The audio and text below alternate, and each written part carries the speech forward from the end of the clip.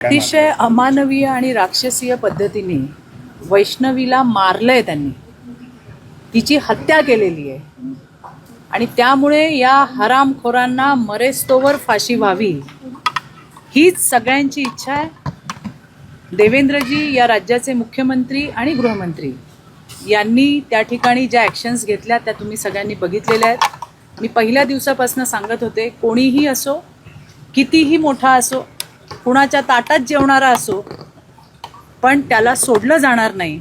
आज या प्रकरणामध्ये वैष्णवीला मारणारे तिचा सासू, सासरा, धीर, नणंद हे सगळेच्या सगळे आतमध्ये आहेत। त्यांना या दिवसांमध्ये फरार झाले होते ज्यांनी त्यांना आसरा द्यायचं काम केलं, त्यांना सुद्धा आतमध्ये घेतलेलं आहे। एक माणूस फरार आहे, तो सुद्धा लवकर पकडला जाईल।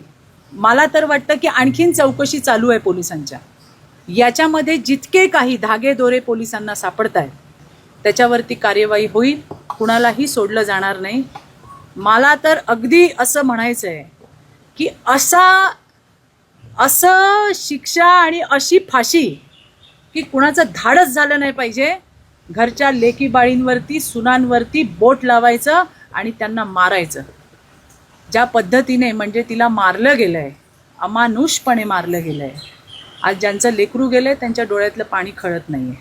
आपण काय करू शकतो एक कार्यकर्ता म्हणून निश्चितपणे सगळी ताकद कसपटे परिवाराच्या सोबत आहे आणि त्यानंतर जे जे काही करता येईल ते निश्चितपणे त्या ठिकाणी केलं जाईल।